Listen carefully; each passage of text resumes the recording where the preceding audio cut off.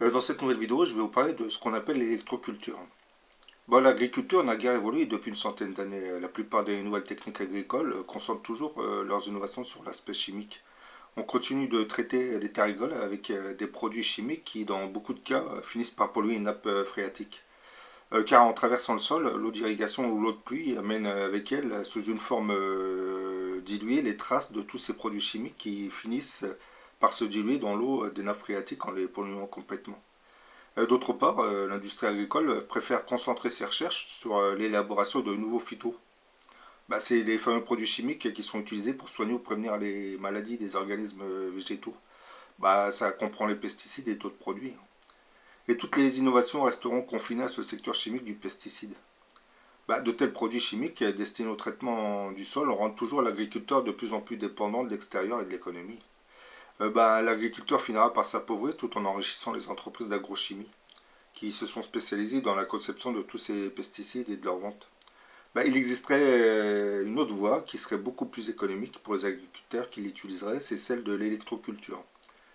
Grâce aux avancées scientifiques de la physique quantique et de la biologie, on peut désormais travailler sur de nouvelles bases théoriques pour le développement d'une agriculture moins polluée.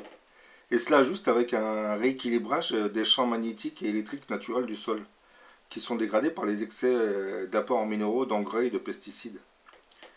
Est-ce que certaines de ces ondes naturelles peuvent aussi servir à soigner les plantes? Les militaires l'ont déjà remarqué depuis très longtemps. Devant certaines antennes de télécommunications, les arbres poussaient beaucoup plus vite. Par contre, devant certains radars, c'était le contraire. Ils ont cherché à comprendre et ils ont compris maintenant certains de ces phénomènes. Vous avez lignes haute tension, téléphonie mobile et antennes relais font partie de notre vie quotidienne. Et l'ensemble de ces appareils génère des rayonnements électromagnétiques qui forment une sorte de brouillard électromagnétique, une pollution qui ne cesse de croître. On s'inquiète toujours de ces ondes artificielles qui favoriseraient l'essor de nouvelles maladies chez l'homme. Or, les ondes électromagnétiques ne sont pas seulement émises par les appareils électriques. L'homme, la nature et notre environnement baigneraient dans des champs électromagnétiques naturels. Et toutes ces ondes naturelles pourraient être exploitées pour favoriser la croissance des plantes. Il existerait plusieurs manières d'augmenter la croissance des plantes de cette manière, hein. Dans une autre vidéo, je vous parlais de la protéodie.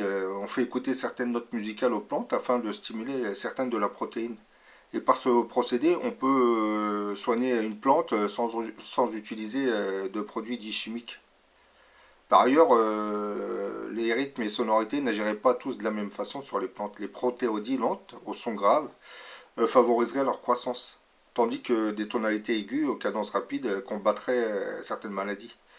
La musique, dans certains passages de la musique, vous avez certaines protéides qui stimulent certaines protéines sur les plantes. L'autre moyen de combattre les maladies chez les plantes, c'est l'utilisation de fréquences appropriées, une technique inventée par Lakowski. Lakowski voyait nos cellules comme un circuit électronique qui émettait une fréquence particulière. Et quand des cellules tombaient malades, cela voulait dire que la fréquence changeait. Donc pour les soigner, il fallait leur envoyer des fréquences appropriées pour rééquilibrer la fréquence de la cellule. Pour valider sa théorie, il va inoculer des tumeurs cancéreuses à des géraniums. Ensuite, il va entourer l'un de ces géraniums d'une antenne. Et le géranium se débarrassera de sa tumeur au bout d'une semaine.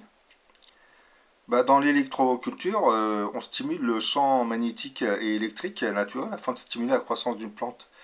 Par ça, vous avez Max Slayet nous en donne le principe de fonctionnement dans son livre Électroculture. Il nous dit que l'électroculture, c'est une vieille méthode d'utilisation des forces magnétiques et électriques présentes dans l'environnement pour stimuler et augmenter la croissance, le rendement et la santé des plantes. C'est une sorte d'électro-engrais on prend des charges électriques présentes dans l'air, on prend les forces magnétiques présentes dans le sol, on canalise tout cela avec des tiges métalliques, avec des fils métalliques qu'on met au-dessus du sol ou dans le sol. Ou alors on plante seulement certains éléments à certains endroits près des plantes. Et ce dispositif métallique ou à aimant fabrique de l'énergie en plus, et cette énergie modifie l'électrochimie présente dans le sol et accélère tout un tas de réactions chimiques ou de réactions d'enzymes liées à la vie des plantes ou à la vie des micro-organismes présents dans le sol. Et les plantes vont pousser beaucoup plus vite. Et elles seront plus ou moins protégées de certains parasites.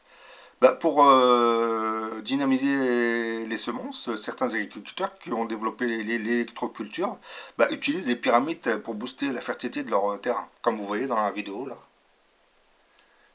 On met un sac de graines ou d'engrais sous il y a une structure métallique qui a la forme d'une pyramide et on va dynamiser les graines.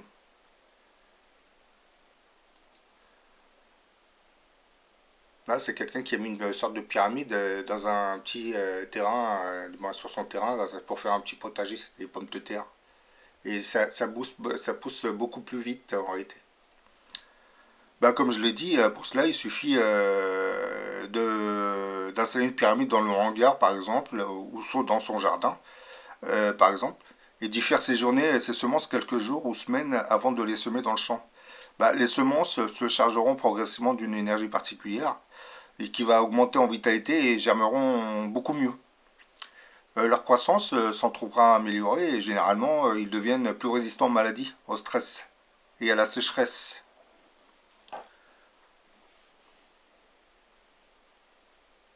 Mais bon, comme vous voyez dans la vidéo, c'est très bien d'avoir mis ces graines sous une structure de forme pyramidale, mais il aurait fallu mettre des sortes de panneaux en verre par-dessus. Bah, consiste, pour dynamiser un champ, consiste à placer au milieu des récoltes une sorte de condensateur en cire d'abeille.